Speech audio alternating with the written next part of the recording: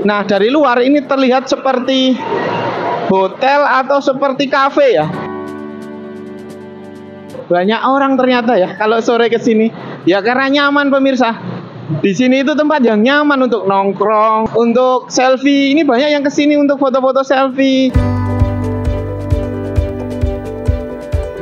Halo pemirsa, kita jumpa lagi di channel Pak Dokter. Lokasi yang ingin saya tunjukkan ke kalian kali ini berada tidak jauh dari Malioboro. Kurang lebih 5 menit saja pemirsa kalau kita pakai sepeda motor. Di daerah sini itu ada banyak sekali warung-warung kuliner. Ada mie gacoan, ada warung steak, ada aneka kopi, banyak sekali di sini. Tidak jauh dari lokasi ini. Ayo pemirsa, ikuti video Pak Dokter ini selengkapnya dan jangan lupa buat kalian yang belum subscribe untuk segera subscribe channel ini.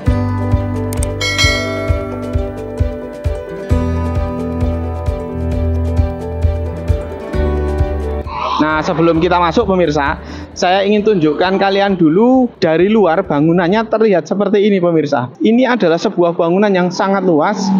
Kemudian di bagian depannya saya tunjukkan ini ada tempat-tempat nongkrong yang cantik kayak gini. Tempat-tempat duduk yang didesain ya di bawah pohon-pohon rindang seperti ini. Kalau sore itu kita nongkrong di sini mesti cakep sekali pemirsa. Syahdu sekali. Nah, saya lihat juga di sini banyak sekali masyarakat yang ikut menikmati lokasi ini ya. Karena ini gratis, tidak dipungut biaya. Banyak orang ternyata ya kalau sore ke sini. Ya karena nyaman pemirsa. Di sini itu tempat yang nyaman untuk nongkrong, untuk berhenti ya. Untuk selfie, ini banyak yang kesini untuk foto-foto selfie. Pokoknya kalau kalian lewat di daerah sini, Jalan Taman Siswa, kalian akan langsung otomatis menengok ke sini pemirsa, karena cantik sekali ini bangunannya. Nah, dari luar ini terlihat seperti hotel atau seperti kafe ya. Di depannya saja ada tulisan Gevangenis and Huis van Boering. Wah, ini kayaknya peninggalan Belanda ini. Tapi artinya apa ini pemirsa? Kita tidak tahu. Di depannya ada lampu-lampu seperti ini. Lalu ada relief di sini. Ini kayak kafe ini pemirsa jadinya. Di sana ada tulisannya pemirsa. Ada tulisannya ini pemirsa ternyata. Penjara bukan akhir segalanya. Memorabilia Lapas Yogyakarta. Ternyata ini adalah bangunan lapas pemirsa atau penjara ini. Penjara tapi di luarnya secantik ini. Oke, nah pemirsa, ini saya sudah ketemu dengan Kepala Lapas 2 Yogyakarta. Kita kenalan dulu dengan beliaunya. Pak, kalau boleh tahu nama lengkapnya siapa ya? Masih mau kenalan, kan teman SMA kita. Iya pemirsa, beliau ini teman SMA saya pemirsa. Jadi, tapi harus kenalan dengan pemirsa ya. Nama lengkapnya siapa Pak? Ya, saya Soleh Joko Sutopo. Saya Kepala Lembaga Pemasyarakatan kelas 2 Yogyakarta. Oke Pak, ini saya tuh lihat ya, begitu orang ke Jogja kemudian lewat jalan ini otomatis langsung nengok ya, karena di sini kan ada banyak hal yang cantik, secantik ini. Ini ceritanya bagaimana Pak? Jadi lembaga pemasyarakatan itu kalau orang masyarakat taunya penjara. Ya, penjara itu dengan mindset masyarakat yang seram, penuh dengan kekerasan. Pada waktu itu bangunan yang ada di sini ini terlihat kumuh, terlihat remang-remang, tidak terang. Sehingga kami berpikir untuk membuat konsep supaya masyarakat selain bisa menikmati keindahan, juga teredukasi. Apa sih itu pemasyarakatan? Apa sih itu lembaga pemasyarakatan? Nah pemirsa, ini kalau kita jalan-jalan di depan lapas, selain ada tempat-tempat duduk, itu ada ini yang langsung menarik perhatian kita ya Pak Sol ya. Ini adalah relief ya. Ini ada tulisannya di sini Boven Digul. Ini yang menarik katanya ini karya dari penghuni lapas ya. Ya, sebenarnya bukan penghuni lapas, karena pernah menjadi warga binaan di sini. Gitu. Tapi yang basicnya seniman ya, seniman patung. Gitu. Kami membuat sebuah relief ini menceritakan sebenarnya, menggambarkan penjara dari masa ke masa. Dari atas ini dulu kalau sidang itu lesehan gini. Gitu, sidangnya itu lesehan. Nah, ini gambaran penjara pada masa dulu dengan konsep seperti ini. Terus itu adalah kerja paksa, karena dulu kan napi itu kan kerja paksa. Hukumannya pada saat Belanda. Hukumannya ya. Ini hanya menggambarkan bahwa Bung Hatta itu pernah ditahan di Bovendigul. Bovendigul itu di Papua ya. Itu. Jadi kita gambarkan saja bahwa pimpinan-pimpinan kita juga pahlawan-pahlawan kita itu pernah merasakan dinginnya penjara. Terus ini hukuman dulu, hukuman gantung. Nah, kita ceritakan gitu, bahwa dulu penjatuhan hukuman mati itu dengan hukuman gantung. Gitu. Sekarang sudah berubah kan gitu cara mengeksekusi. Nah, ini Bung Karno pada waktu di penjara.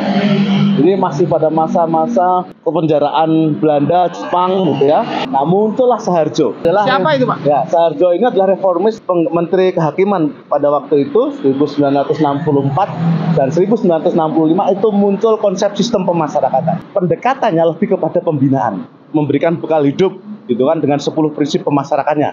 Jadi gini Pak, berarti apakah dipukuli di penjara itu masih ada Pak? Karena kalau bayangan kita ya sebagai orang awam, masuk penjara itu pertama di ospek dulu katanya, digebuki dulu katanya.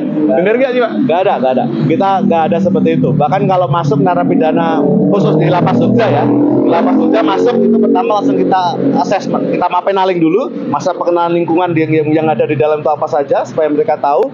Habis itu kita assessment dia cocoknya itu di pembinaan kepribadian atau pembinaan kemandirian. Terus dia cocoknya ditempatkan di kamar yang mana gitu, karena kita ada kamar yang maksimum, medium, dan minimum. Maksimum itu berkaitan dari pengamanan ya. Menarik ini pemirsa ya. Kita pendekatannya lebih ke pembinaan, ya pendekatan kita dan penjatuhan hukumannya administratif. Karena kalau mereka melanggar aturan yang ada di sini, rugi mereka sendiri sebenarnya. Hak-hak mereka kan kita cabut. Kayak hak remisi, hak cuti bersyarat, pembebasan bersyarat itu kita cabut. Jadi yang luar biasa ya, di Jogja penjara kok seindah ini gitu ya. Ini kan bangunan yang dibangun kurang lebih tahun 1917. Ya, pada saat penjajahan Belanda Mas Yan ya. Bangunan ini masuk ke dalam cagar budaya. Kayak kita pertahankan bangunan dari depan ini, hanya kita ya percantik sebenarnya. Di depan pintu gerbang itu ada tulisan Pak. Itu tulisan apa dan artinya apa? Kayaknya bahasa Belanda itu ya. Betul, itu bahasa Belanda. Saya juga searching ya, mencari-cari terkait histori atau sejarah dari lapas kelas 2 Yogyakarta ini. Jadi yang di atas pintu itu adalah nama pertama kali lapas ini, yang artinya rumah bagi narapidana dan tahanan. Oh oke. Itu artinya pemirsa terjawab kan, jadi penasaran kita. Oke. Kalau yang ini menggambarkan apa Pak? Nah, ini kok ada tulisan bakpia juga di situ. Jadi ini kami menggambarkan pembinaan yang ada di lapas ya, di dalam lapas itu kita produksi bakpia, gitu ya. Kita ada belajar juga. Kita pendidikan juga ada kejar paket A, B, C. Oke Pak, sebentar Pak. Ini berarti di sini bisa memproduksi bakpia gitu? Betul.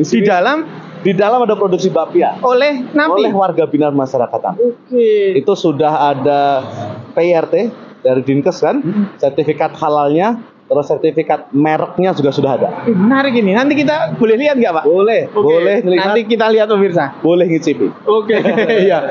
Bung Hatta, Bung Karno saja itu pernah merasakan dinginnya penjara pemirsa. Jadi penjara itu bukan akhir segalanya, gitu ya Pak. Itu sudah tahu kan pemirsa, dari satu tulisan itu saja itu kita sudah mencerminkan di dalamnya ada apa. Tapi kita tetap penasaran ini. Nah kalau yang di pojokan sana ada apa Pak? Kita ke sana pemirsa. Ini itu penjara loh pemirsa. Sekali lagi, tapi secantik ini bagian depannya. Jadi kalau kalian ke sini di bagian depan tuh nggak kerasa kalau di dalam itu ada lapas ya. Di pojokan sini juga sering jadi tempat-tempat nongkrong ya biasanya ya. Dan memang kalau malam di sini terang. Ini ada maksud tertentu nggak Pak? Ya sebenarnya kalau dilihat apa yang kami tampilkan di sini, itu sebenarnya banyak edukasinya. Transformasi dari penjara pada waktu periode kerja paksa, periode penjaraan dia Belanda, pada waktu penjaraan Jepang, itu dari masa ke masanya terlihat dari gambarnya ini.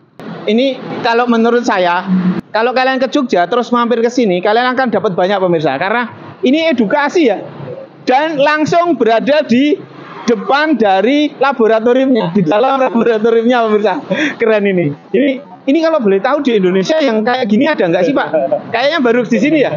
Ya, yang secara langsung pada masyarakat memang baru di sini ya, terbuka secara umum seperti itu baru ada di sini. Nah, mungkin memang belum lengkap ya untuk menggambarkan, tapi minimal ada beberapa edukasi yang bisa terlihat di sini. Iya. Saya tahu Pak Mirsa, karena beliau ini memang dari SMA terkenal pinter ya.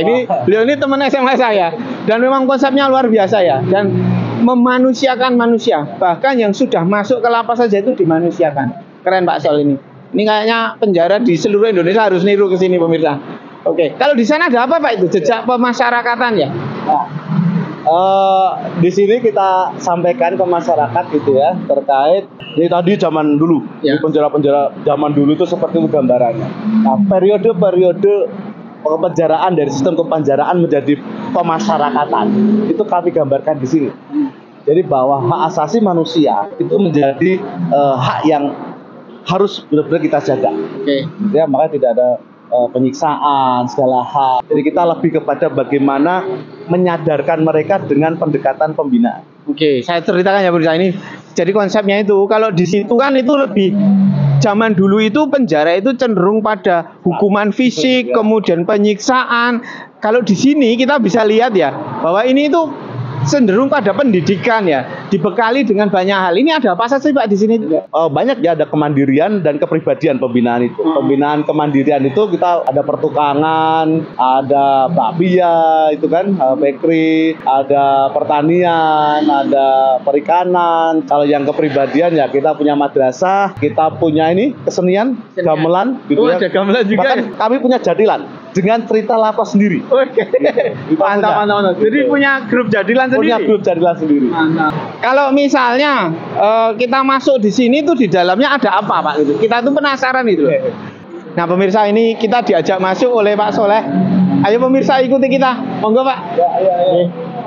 Wih pintunya besar banget ya.